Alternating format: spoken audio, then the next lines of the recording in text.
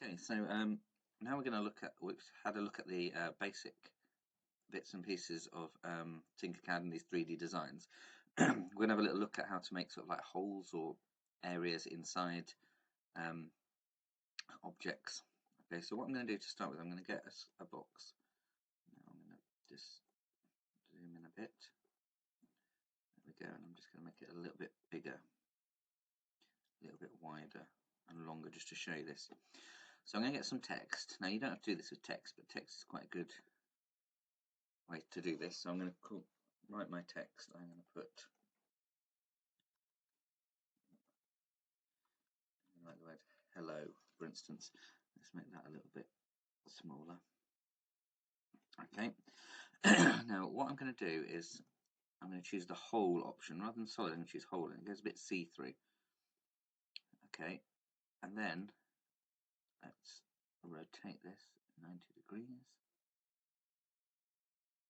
Okay, and now I'm going to move this into this shape, and I might move it up a bit. Now, rather than this being a solid shape, it is now a hole shape. So because it's a hole shape, it is making a hole in that item. Now, you might be able to see around there, can you see that this shape is going inside? Okay, so rather than this whole shape sticking out, it won't actually stick out like that. What it will do is it will, it's quite hard to see and explain, but it will make an indent into it. And the further I push this back into it, the more the indent will come, and the more you can see the edge of this shape where it is. I can make this, I can drag this back even longer. Okay, and now you can see again it's making a hole where it's touching that item. Okay, and that's basically how you make a hole. So you can do it in lots of different ways. If I wanted, for instance, let's say a polygon like this, and I wanted this shape to be sort of upside down,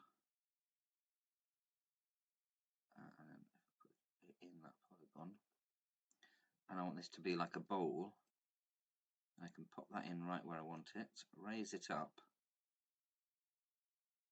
so it's just outside there, like so, and then I select this one and turn it into, and now we can see it's now got a bowl shape that goes a bowl that goes down underneath there. It's no longer a solid shape, but the bowl goes underneath it, and you can see where the hole comes in. Now I've not done that particularly well. I probably want to move it across a bit, but you're now making holes in items so things can see through. So that's a slightly more advanced technique, particularly good when you're 3D printing, and you want like different curves in things or things to be indented. So have a go at that. Try adding a hole to your 3D design.